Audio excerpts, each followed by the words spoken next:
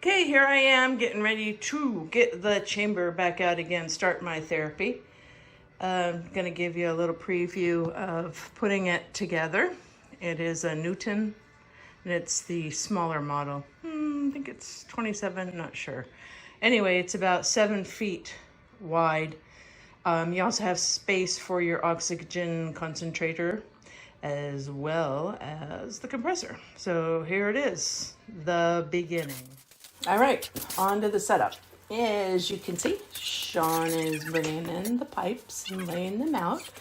The pipes are the frame for the chamber. There's Jasmine, by the way, helping out a little bit. We have I think there was two longer ones in this part of the video. We were putting the short ones in until we realized, no, wait a minute, the long ones are the ones that go on the length of the chamber. The short ones go on the ends. As you can tell, Zeke was quite the helper. Had to give us some cheerleading in between, lots of kisses, making sure we were okay. But the first time I put this together all by myself, and I'm only saying that because it was a simple installation if you're looking to get one of these chambers. The point right now that we're leaving the room is when we go to actually get the chamber, just to verify that the size is correct. And there we go, laying it out. There's Wendi there. She's there to be our cheerleader as well.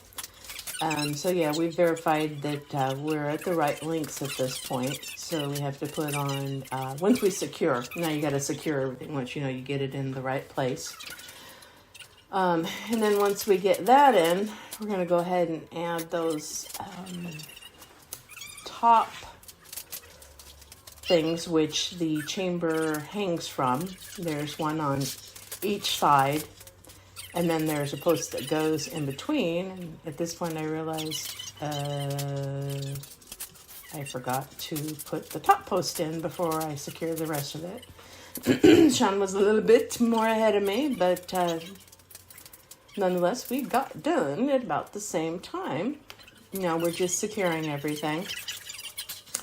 Right here, I'm just saying that we do need a little distance between the wall because of the fact that once you pressurize the chamber, it expands quite a bit on the front and in the rear, which is what I was talking about earlier. Also, we have the oxygen concentrator and the compressor that need to fit in there as well. Since I'll be using this for a 40-day regimen, we're gonna, have to make it easy, out of the way for our room, obviously, but easy to go ahead and get everything started. Hey guys, it's Robin with the Evolving Holmquist crew, and Zeke, of course, who is always my little helper. But today we're going into a little bit more detail about the hyperbaric oxygen chamber, which I use for my MS therapy, and lots of other things too. But pretty much I'm getting back on my therapy.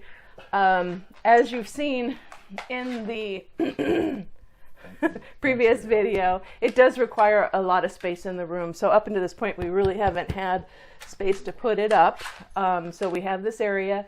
You're going to need about 8 feet for the whole frame, the chamber. There are 3 zippers on the chamber: the exterior, the middle, and the interior one. The interior one, pretty much you have to be inside of it to close it, so I usually have somebody else help me in and out, obviously, because of other reasons too. But anyway, there's 3 zippers. Each zipper individually has to be secured 100%. The great thing about this is I can have a dog with me at all times. This is a window, which totally helps with claustrophobia if you have that, and I did have claustrophobia. It was a challenge for me in the beginning just because you kind of feel trapped, but once you've done it for a few times, you realize that you don't really get trapped in there, number one, and number two, there is oxygen going into it because that's what hyperbaric oxygen is.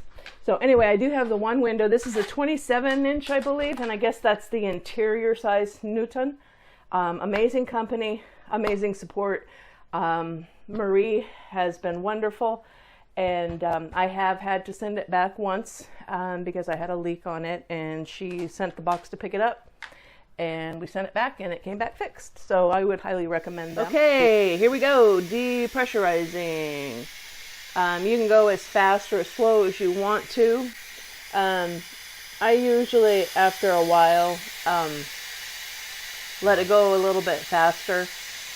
What happens when you're inside the chamber, when you're first in and when you're depressurizing, is that your ears want to fill up. So you have to be prepared for that and have a way to release that pressure in your ear. Your ears, yawn. Chew gum. There's a few other things you could do. I usually just blow it out. You can close your nose, blow it out. Just whatever works for you. So again, in the end, I'm letting pressure out on the outside. You can also let the pressure out from the inside. The person on the inside of it can release the pressure as well. But we're always looking for the 4 on the valve.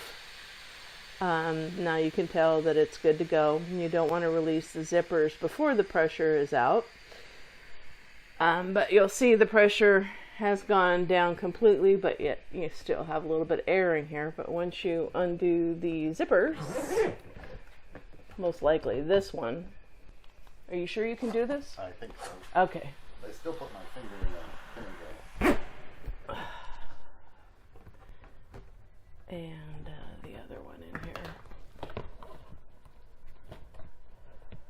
Okay, so anyway, what we didn't explain to you was the compressors, right? We missed that part, right, Sean? Yeah. Okay, on the compressor, you plug it in, and I think it's... So the release valve is still released. Why is it not running? Because the release we were releasing, we turned it off. The compressor? Oh, you unplugged the compressor. Okay, so yeah, what I was explaining with this compressor that comes with the chamber is that there is no on and off switch. Check, are you still running? Yeah. Are we still recording? Okay. Still recording. By the way, side note, I accidentally recorded this like 3 times already, and I keep finding out that I'm not recording when I think I'm recording. Okay, bye. So, yeah, we're still learning. So, this is our learning curve you get to witness. Anyway, plug it in, it's on. Unplug it, it's off. No on and off switch. I also have an oxygen concentrator, which has an on and off switch over there. Now, what I had discussed earlier, and I keep saying that, sorry, Sean. I just don't want to repeat myself because I don't know what I've said in the previous videos. Anyway, the oxygen concentrator is not voluntary. What's the word? Mandatory. It's not mandatory. It's not voluntary. It's not required. But it does give additional oxygen, and it helps with your therapy, depending on what you're treating. Of course, I am treating my MS, and it has worked wonders for me. Next up here, I think we're going to show through the camera me getting in and the pressurizing and what have you, so you can get a look at what that looks like. But I think we've pretty much covered it. We showed you the setup of the frame and the chamber.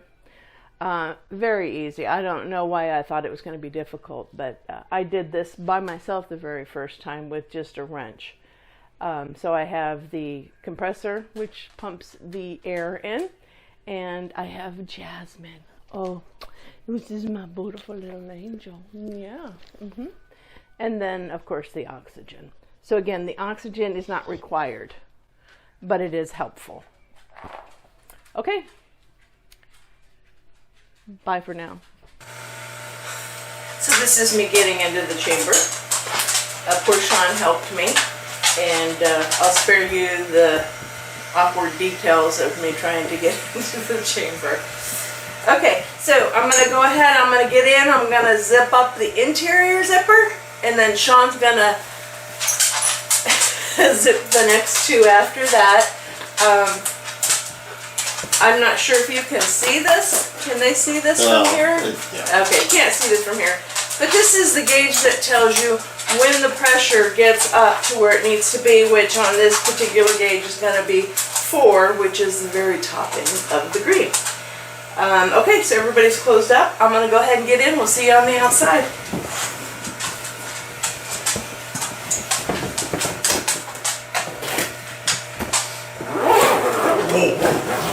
Okay, look out, bud.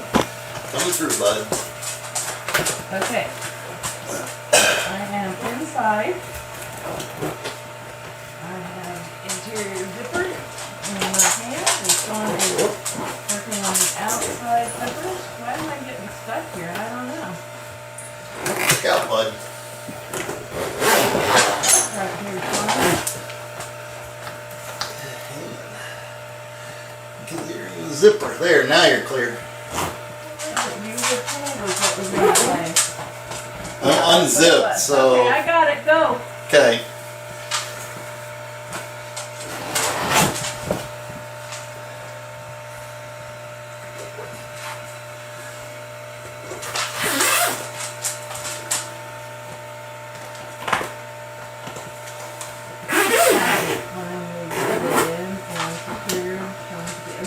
Other part secure. Here's a view from my window. There's Zeke saying hello to Mom. And just so you know, it's getting hot in here. One of the things that I like to do is bring an ice pack in with me. When it's a little bit warmer in the wintertime, it's great because again, here's the valve. So as you can tell, we're closing up the filter. And my dog, where are you going, baby?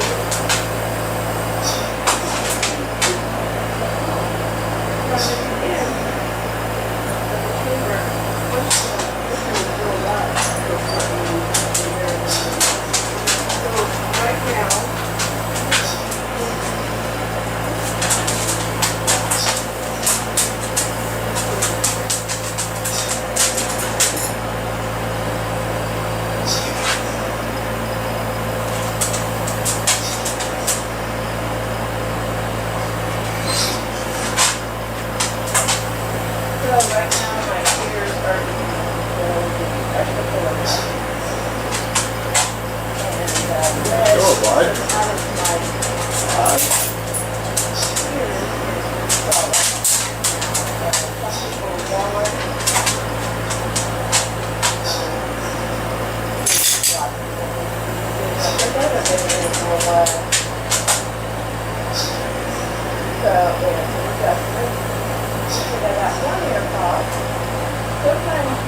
Okay, we're ready. So, wow, that was a good issue that you may or may not experience. I've had a lot of sinus problems lately, and ear pressure, and I had forgotten all about that. But I was able to release the pressure in the right ear, but not in the left ear. So in that instance, as you saw, we stopped. Because of course you don't want to, damage your eardrum. Our dogs are playing right now, excuse me.